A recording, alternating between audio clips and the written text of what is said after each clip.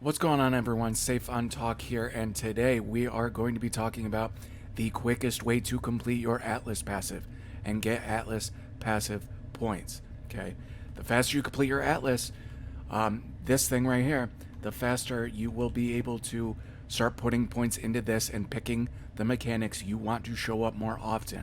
This is incredibly helpful and makes the game incredibly more fun when they put this Atlas passive tree into the game.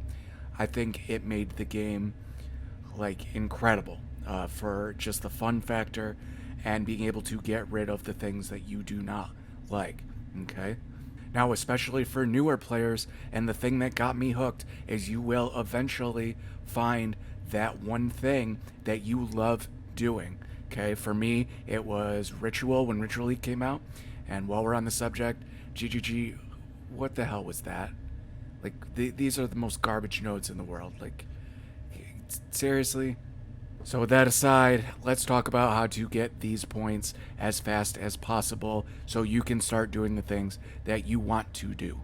Fun fact, I actually recorded this entire video just a little bit ago, but I did it with that last view of my big ass head, and in the middle of the screen, you could barely see anything I was talking about, and it was the biggest rookie mistake ever. So I'm actually probably going to explain this a little bit quicker because I've been practicing. Now, how do you get the points to put in the Atlas passive? Well, it's simple. You have to complete the bonus objective of these maps. You'll see when you hover over these maps, as you start finding maps, this will be blacked out, but as you make your way, it'll start to reveal itself. You'll start finding tier 1 maps. You'll work your way up until you complete as many as possible. Every bonus objective you complete on a map is 1 point for the Atlas tree. Okay, so what is the bonus for each map? Well, it depends on the map. If it's white, it has to be magic, and then you get the bonus point. Okay, and another quick way to know if you've completed a map is you hover over it and you hold Alt, and you can see it says right there near the top, Atlas map complete, bonus objective complete. Now, this is late in the season. I've done all of them. You can see 115 out of 115. So they're all going to say complete for the bonus objective for me, and the regular map completion. So if the bonus objective says incomplete, there is a skill point for the Atlas passive tree still in there. So if it's white, it has to be blue. If the icon is yellow, which is a little bit higher tier, this one's map tier 8, it has to be rare. If it is red, it has to be rare and corrupt. So hit it with an alchemy and then hit it with a Val Orb. Now this can get very annoying because Val Orbs, modify an item unpredictably, and sometimes it can screw up the map or literally change it into a map that you've already completed. It's a huge pain. If you can't do a map, if it has a really crappy mod, like this one says, players cannot regenerate life, mana, or energy shield, there are some builds, like say if you're playing Righteous Fire, heard that's kind of popular in the beginning, you probably would not be able to do this, okay? So just put it in a tab, sell it if you want. Especially in the beginning, people are always trying to just buy corrupted maps they can run, so they aren't wasting Val Orbs and all that. Just throw it up for a couple chaos.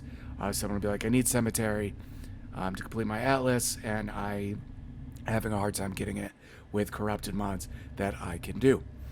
Okay, so that is what you do, and then you complete it by defeating the map boss, and you will get a point for this.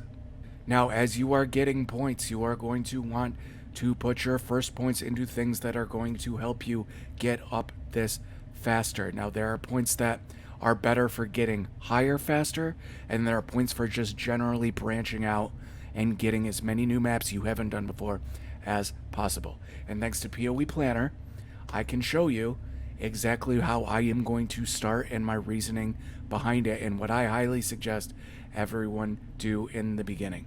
The reason for this is you can branch out, like I've said, into the content that you actually want to do. It opens up the game immensely. And as you can see, you're going up the middle, so certain content that if you want to do, say you want to do Delirium, you can go this way, get the Searing Exarch altars and stuff like that. Or if you want to go this way and start getting into more harvest stuff, down here is some harvest, over here is some harvest up here, you can do that. It doesn't, rip you to one side of the map, even though there are gateways that can pull you to the other side of the map. Oftentimes it is just not that good of an idea unless you have a very specific strategy in mind. But this is how I am going to start. I am going to start by taking these nodes up the middle because they give you 4% chance. Actually, they give you 2% chance for one monster. So in all, when the map spawns, there will be one monster that has a higher chance of giving you an additional connected map. What's a connected map? Well, it's something that's connected on the web. So if you found a alleyways map at tier 1, alleyways will not be here next season most likely.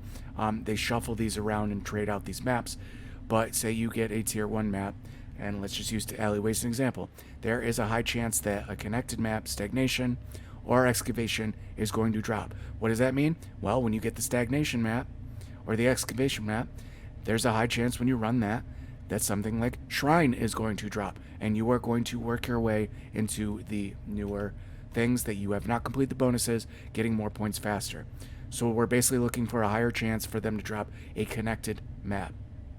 So I'm going to go up here, then I will make my way around here to get extra Kirak missions. We will talk about that in a minute. And extra scouting reports. We will talk about that in a minute also, so don't worry if you don't know what those are. Then we're going to do just go up here and get these map duplications. Not bad for sustain, not the reason we're really doing it. The main reason we go up here, quantity is always good, but in the beginning it's not that big a deal. So we can, rush up here and get Wandering Path. What Wandering Path does is it makes the big boy nodes with the fancy stuff around them do nothing, and the small ones double their efficiency. So these turn into 4% chance for a monster on each of your maps drop an additional connected map. Once you get Wandering Path, what you're going to want to do is probably go down here. 4%, 4%, 4%. You can see all these down here are literally built to do the Atlas faster. This isn't a coincidence. That is why they are easy to get. It is just GGG giving you a helping hand to complete it faster. So these nodes are all going to do it to the point where you can get, and I hate this because it looks so symmetrical and so pretty right now with this, but if I hit this one and mess it all up, that gets me to 100% chance. So a monster in there is always going, one monster in there is always going to drop a map. You might have to kind of full clear the map a little bit if you're running low on maps, where you can say, okay, I'll get it next time because the map duplication or some other maps drop that I already haven't completed, so I can just finish those first. So not a big deal. So that is how you kind of ping around the map incredibly efficiently. Now, once you get to this point, while you are going around the map, Atlas, you can start putting it in stuff you want to do. Always a great farming strategy. What I'm going to do is I am probably going to go over here, put some stuff into Essence. Okay, go up here, probably put some more stuff into Essence. Essence is amazing for the beginning.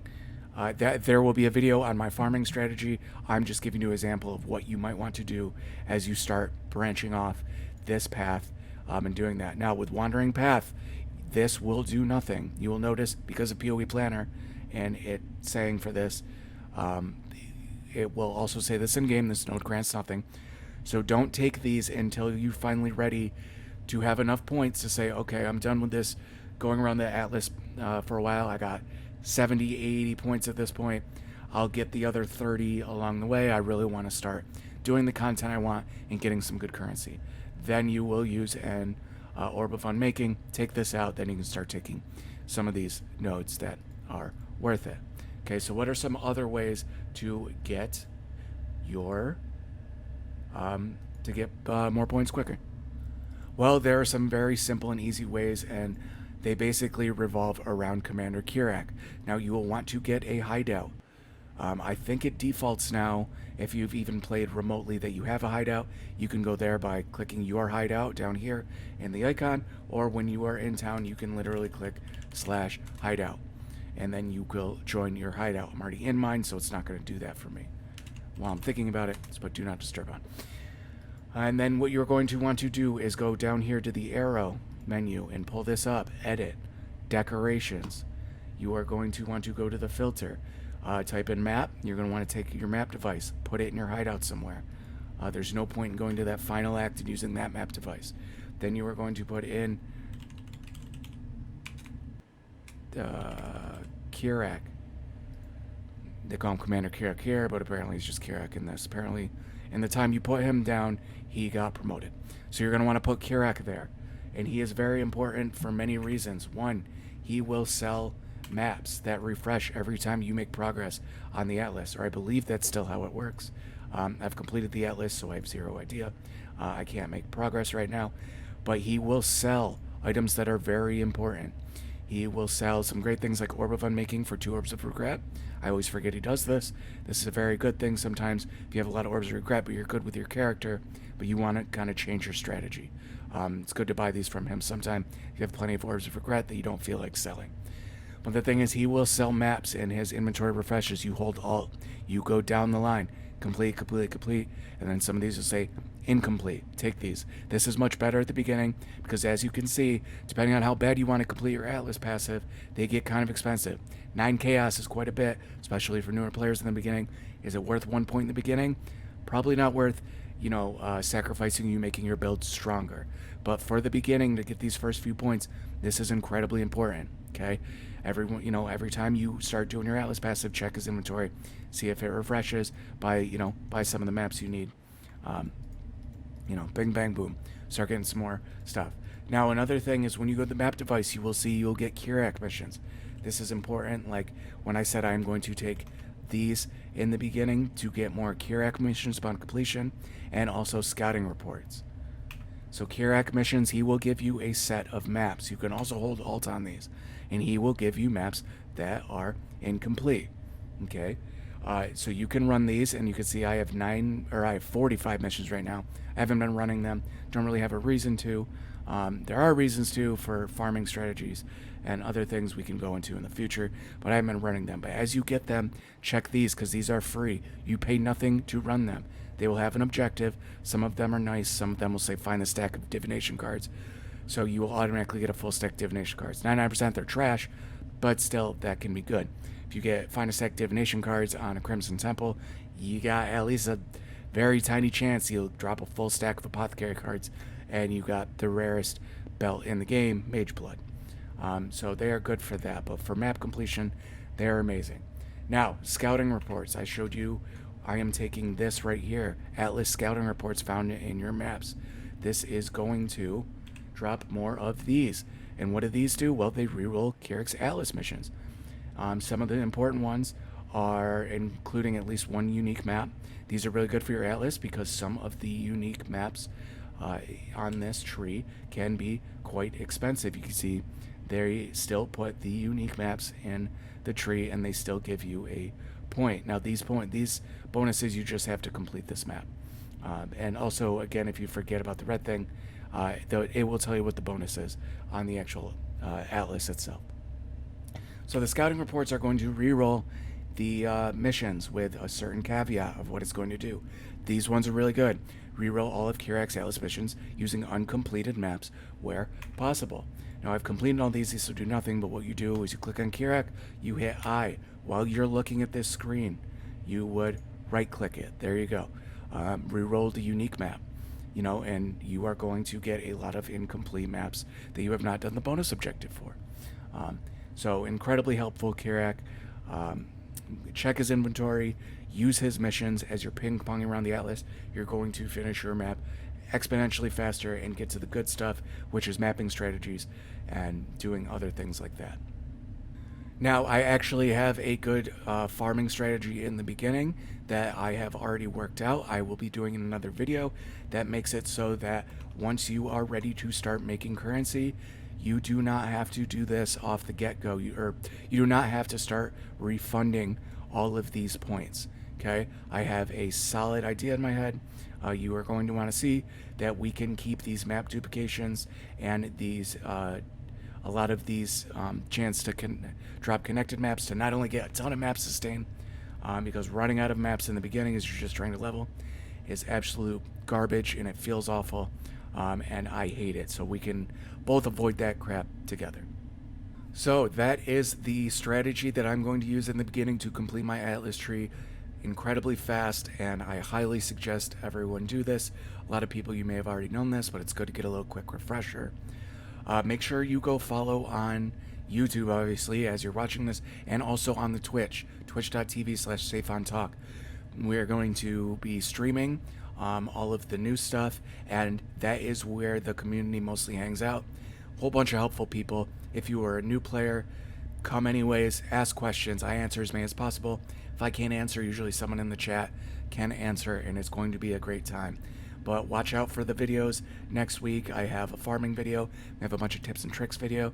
I should have a video on what I am going to play, even though I'm still panicking about that because we are less than a week away from the league. I still have no idea what I'm going to league start with, but we will figure that out. So anyways, thanks guys for watching. If I missed anything, please let me know in the comments. And I will gladly say, yep, I'm an idiot. That is a great addition to the video. But this is a pretty tried and true method of doing it. So I don't think I missed too much. And if I did, it's probably kind of minor. So thanks for watching, guys, and stay tuned for the next video.